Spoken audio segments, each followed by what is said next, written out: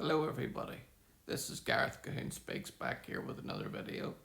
I'm sorry about the flashing, but it's just a sunny day today, so if you'd like to subscribe or give me a thumbs up if you like the video, or hit the notification bell to be notified when I post my next post, or otherwise you can look me up on my website, which is www.garethcahoon.co.uk.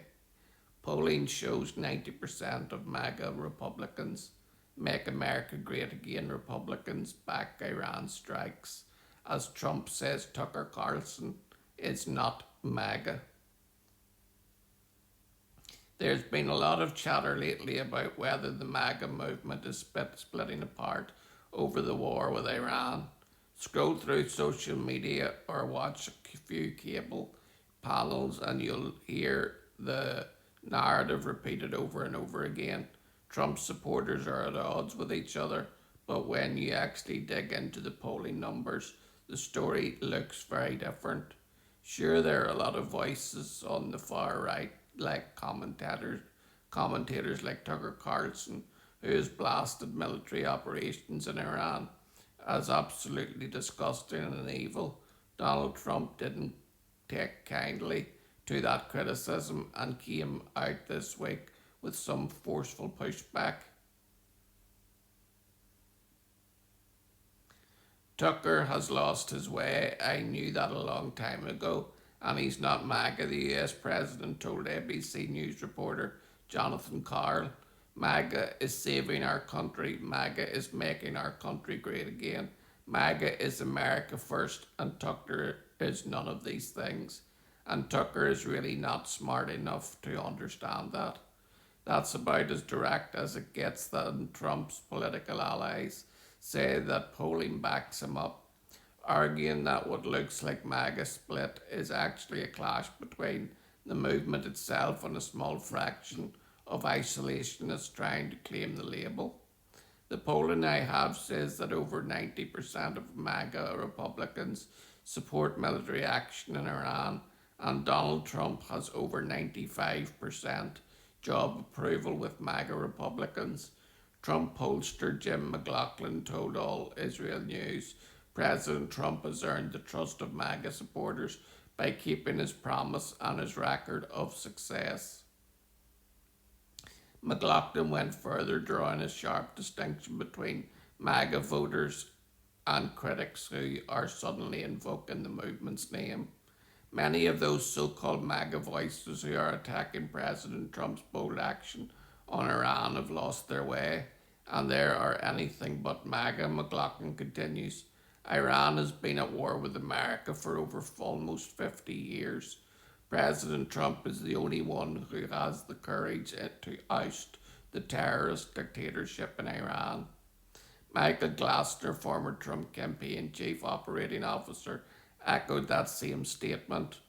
Patriotic Americans in the MAGA movement strongly support President Trump's courageous campaign to eliminate Iran's ability to terrorize its neighbors and to threaten the United States by achieving nuclear weapons capabilities. Glassner told All Israel News all the polls support this fact, while many isolationists who claim to be MAGA disagree with this military action. President Trump is the leader and decider of our movement, not them. The data backs all of this up and shows a pretty clear pattern. Take the new NBC poll, for example. It shows that expected partisan divide in American politics when it comes to the strikes in Iran. Nearly 9 in 10 Democrats, that's 89%, say the yes should not have struck Iran, while 58% of independents agree with them. Republicans, on the other hand, are overwhelmingly supportive of the operation. 77% of the United States have taken military action, while just 15 oppose it. But a deeper dive into the numbers finds the statistic that pushes back on the MAGA divide narrative coming from the mainstream press. Among self-identified MAGA Republicans, support for the strikes on Iran climbs even higher. A full 90% back the strikes, while only 5% say this should not have happened. That's not exactly a movement revolt. Where the divide does appear is among Republicans who don't identify with the Maga movement. That group is much more split, with 54% supporting the strikes and 36 opposing them. That suggests that the supposed MAGA fracture line may actually be something closer to a broader Republican debate, but not as much within MAGA itself. The loud voices with big followings are clearly getting attention. Other polling shows similar results. A Trafalgar Group survey asking voters about Operation Epic Fury, the US name for the joint military operation with Israel targeting Iran's nuclear and missile infrastructure, found 53% of overall approval and an overwhelming 84% approval among Republicans. Additional surveys reinforce the same trend. A CBS poll shows 85% of Republicans support the president's strikes on Iran. A Fox News poll puts Republican support at 84%.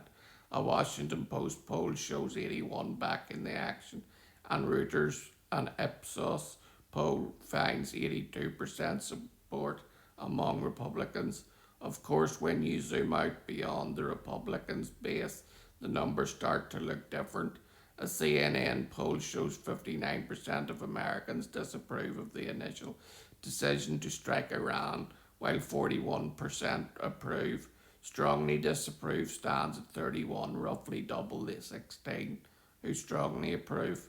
Americans are also weary of where things might go next.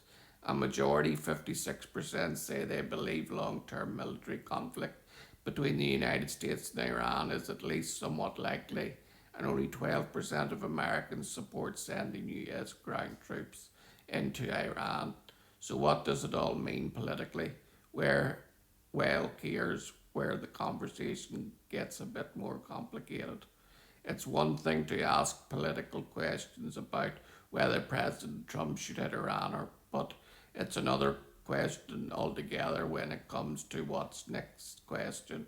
If there's no clear way forward in the next 6 months, or the military operation in Iran drags on, then it may begin to feel like an endless war with no specific detailed outcome in sight.